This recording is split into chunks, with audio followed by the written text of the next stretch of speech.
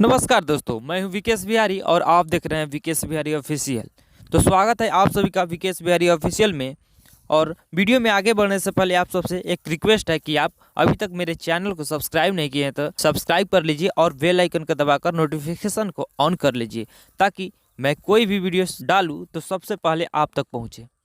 जी हाँ, तो आज की इस वीडियो में बात करेंगे सौम्या पोखरेल जी की।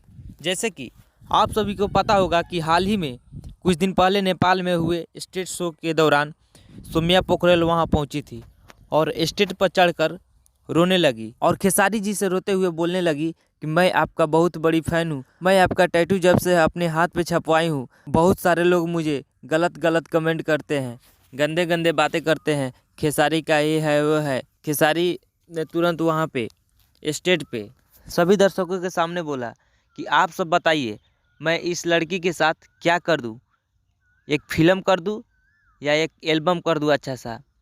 तो दर्शकों का डिमांड हुआ कि नहीं फ़िल्म। तो खेसारी लाल यादव वहाँ पे स्टेज पे सबके सामने वादा करके गए थे कि चलिए मैं आज वादा करके जाता हूँ नेपाल से कि बहुत जल्द 5 से 6 महीने में हमारे आने वाले फिल्म का हीरोइन होगी सौम्या। जी हाँ, और वहाँ से शुरू होती है सौम्या पोखरेल की कहानी। तो आज खेसारी लाल यादव, आप सबको बता दूं कि बहुत बड़ी न्यूज, खेसारी लाल यादव ने अपना फर्ज निभाया और सौम्या पोखरेल के साथ फिल्म का शूटिंग चालू है, जिस फिल्म का नाम है नेपाल से इंडिया। जी हाँ, जैसे कि आप लोग थंबनेल देख ही लिए होंगे, जिस फिल्म का नाम है नेपाल से इंडिया।